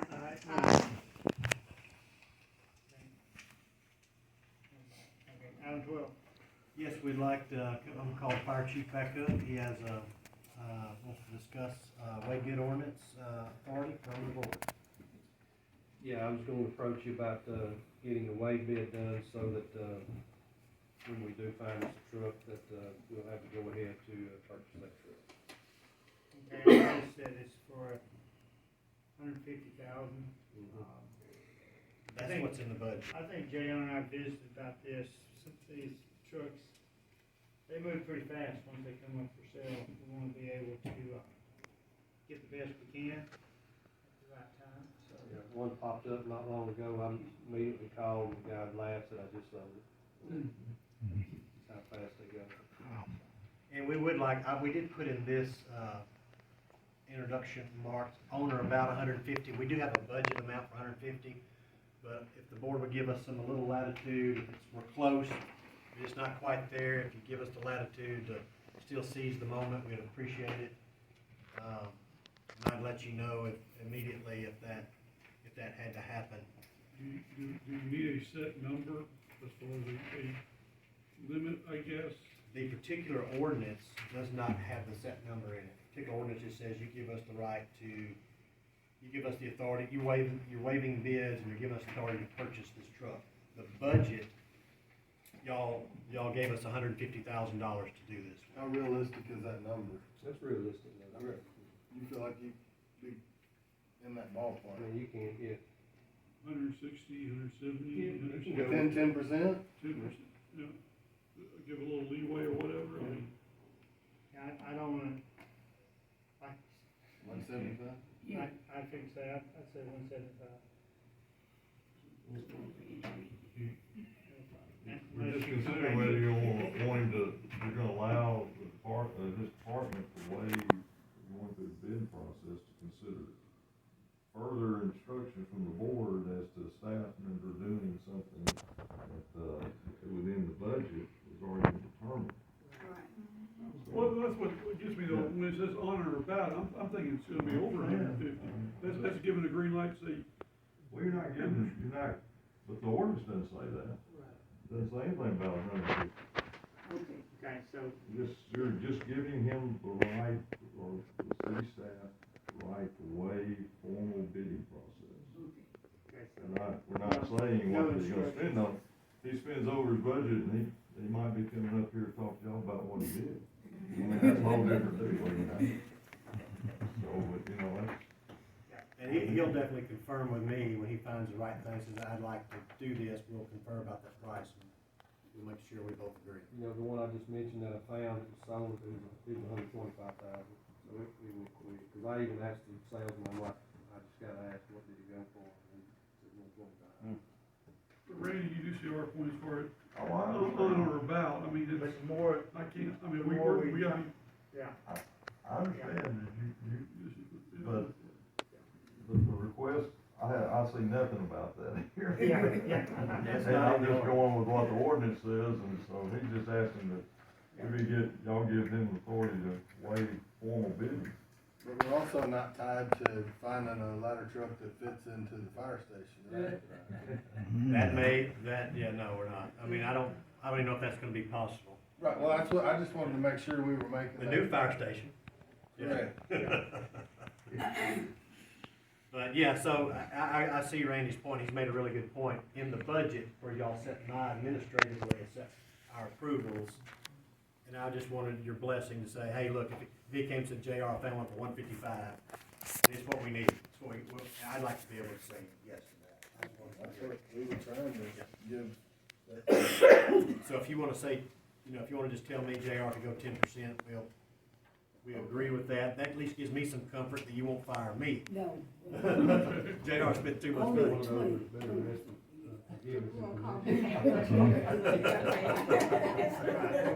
You're not gonna hear any of that, is it? Randy keeps going back to. Come on, Richard. As long as we get as much life out of this one as we did the last one. Okay. I hope so. Okay, is y'all fine reading the ordinance? Yeah. Here we go. All right, this is an ordinance to waive the requirement for competitive bidding of fire departments by code of state 1458-303 for purchase of a used aerial apparatus for fire use. Whereas the city board of directors has determined that an exceptional situation exists to purchase a used aerial apparatus and equipment upfit for fire use, and that it is not feasible or practical to seek competitive bids because of the time to process competitive bidding and urgent need by the city to obtain such for use by the Polk Fire Department provide needed fire and rescue services. Now therefore be it ordained by the Board of Directors of the City of Hope, Arkansas, Section 1, Board of Directors of the City of Hope, Arkansas here determines that the requirements for competitive bidding for the purchase of used aerial apparatus is deemed not feasible or practical and is hereby waived, and there is an urgent need by the City of Hope to obtain said apparatus for implementation and use by the Hope Fire Department. Section 2, this action being necessary for the preservation of public peace, health, and safety, an emergency is hereby declared to exist, and this order shall take effect and be in full force from and after its passage and approved. All right, meeting, motion to suspend the rules. So moved. Second. Steve Montgomery. Aye. Reginald Easter. Aye. Linda Clark. Aye. Trevor Coffee. Aye. Tiffany Talley. Aye. Don Steele. Aye, motion to adopt the ordinance. So moved. Second. Steve Montgomery. Aye. Reginald Easter. Aye. Linda Clark. Aye. Trevor Coffee. Aye. Tiffany Talley. Aye. Don Steele. Aye, motion to adopt the emergency clause. So moved. Second. Steve Montgomery. Aye. Reginald Easter. Aye. Linda Clark. Aye. Trevor Coffee. Aye. Tiffany Talley. Aye. Don Steele. Aye, thank you very much. Good, honey? Mayor, I have one question. Okay. Is there a minimum height that truck has to reach? 75 foot. Okay. Yeah, you check with the ISO rating, and for us here with our buildings, if we have a 75-foot ladder, we can still meet our ISO, maintain our ISO rating, correct? I would prefer 100, but they're hard. We found 100 foot, but they're tandem axles, which are very long. Mm-hmm. So to find a single axle now 100 foot, it's not impossible, but it's 75 foot is minimum. And 75 feet would reach our tallest building here and allow us to put water. Yeah, like, I think the courthouse, national building, they're all right around that 64, 65 foot right in there. Any more questions? Not? Carol? All right, I just wanted to let y'all know, I didn't we took a trip to Little Rock last Tuesday and met with ADEQ and SCS Engineering. We've been working on a remediation plan, and we're still hammering through that plan. We finally worked out, what we got to meet, and got all that worked out. Now we've got our plan submitted, and they said they should have us an approval pretty soon. I just wanted to let y'all know that we had that meeting, and it looks like that's going to get approved. There's only one issue we're still looking at, and that is the possibility of reducing cost on the amount of soil we bring in.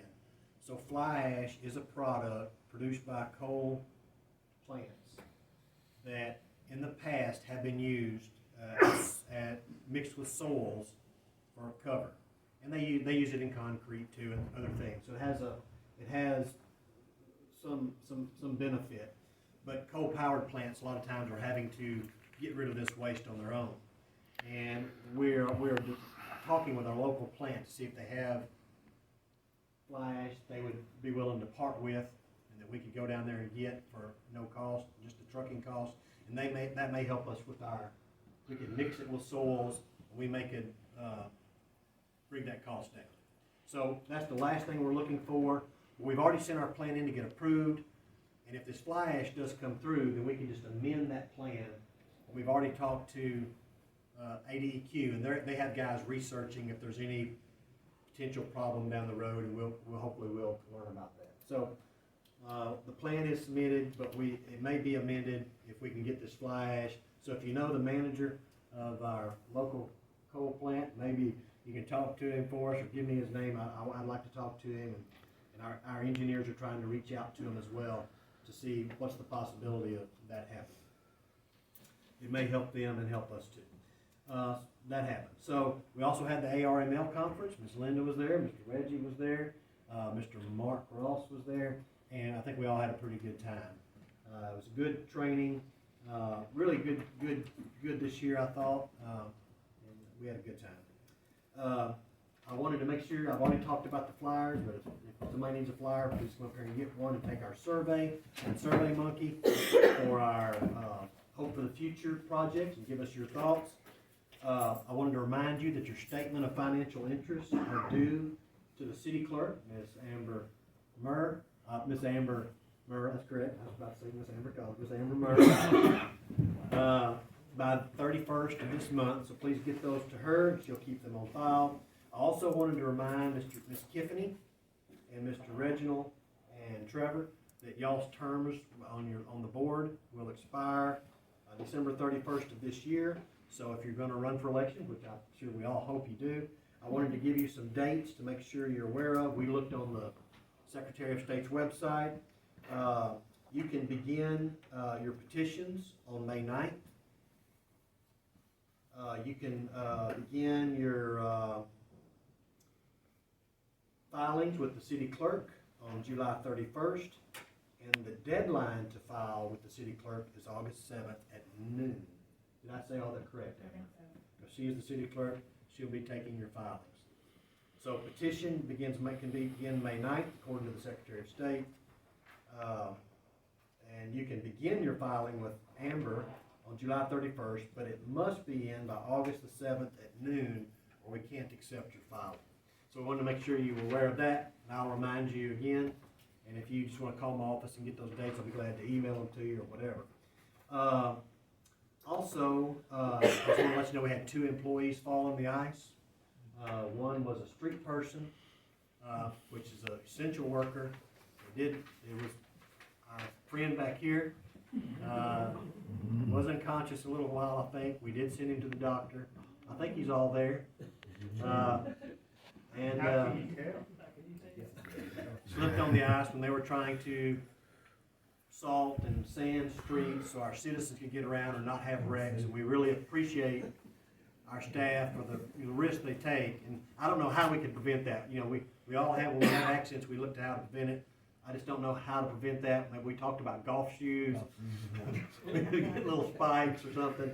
We also had a police officer in the midst of his duties fall and slip also. So we had 2 employees, but neither one are seriously injured, thank goodness, and no broken bones that we're aware of.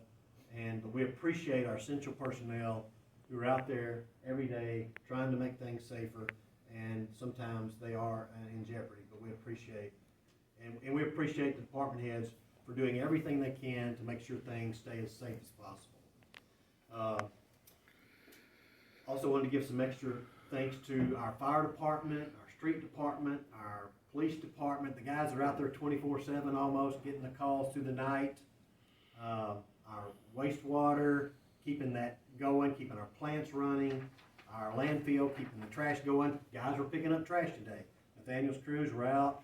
We couldn't use the trucks, they were slipping, so we switched over to pickup trucks and trailers. They handle it like a champ. We just tried everything. We didn't want to have to say we couldn't do it, but obviously if it came down to that, we'd have to tell you. But we were able to get everything picked up. I think tomorrow will be worse than today, because I think we're going to have some melting, and then it's going to be pure ice on top, no snow. And so I've already told Nathaniel, I said, Nathaniel, hopefully we can pick it up. We're going to do our best. But if for some reason he believes we are at too great a risk, then he'll call our guys off, and we'll give you social media notification as quickly as we can to let you know, hey, if my trash is out there and it didn't get picked up, you need to go get it and bring it back to your house so the animals don't tear into it. But we're doing our best.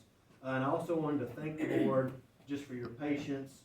I know this was a long meeting tonight. There was a lot of information, and I appreciate your patience with me. Sometimes I stumble through things. I appreciate all the support y'all have given me over the past year, and that's really it. Citizen request. Hi, how are y'all? Hey. This is Missy Coker, and I live on South Spruce Street. I've been here for almost 4 years in February. And it's just a simple question. And I feel like I'm asking this not just for me, but for everyone in this community. Housing, who is responsible for trying to get a builder in here? Because, okay, long story short, so I started college and I was reading my business book today. And so my brain started thinking, you know, it's something I already knew. I was lucky enough to find a affordable housing.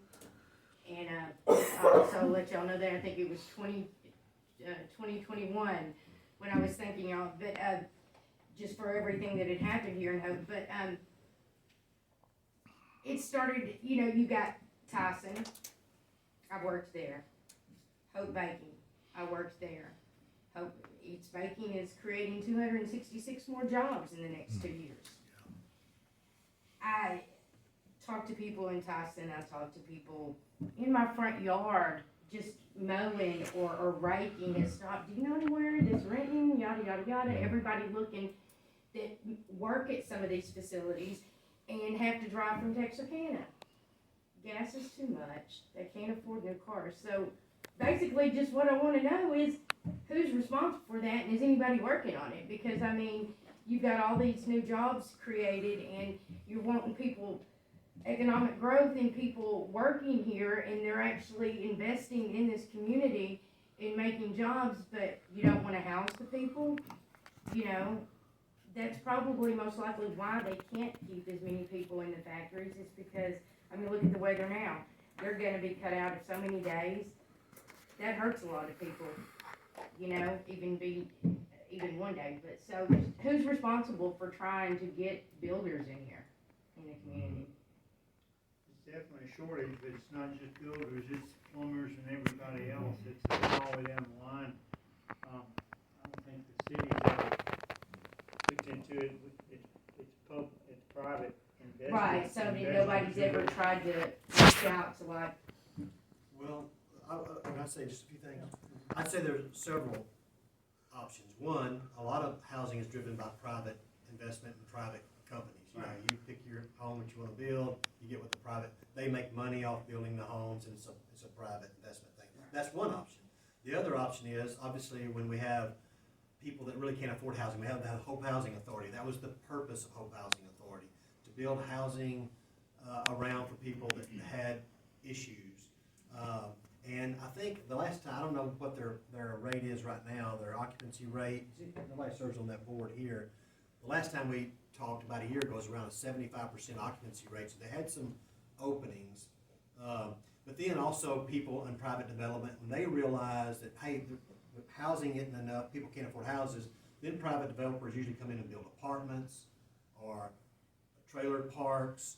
They try to find ways through private means to provide affordable housing. But government can step in there, and we went to visit Nash, Texas. Texas has a program through the state. Federal money gives the state money, and then the state kind of gets to decide what they want to do with it. Texas has some refurbishing programs to refurbish old homes and make them affordable. Arkansas, when we looked into that, didn't have that same way to use the money. So I'm not saying there's not something out there. There may be. We have talked about that and looked into it, and we definitely maybe need to look into it some more further. But right now we have private investment, Hope Housing Authority, and then for people who are just on the streets, we have Hope in Action and things of that nature.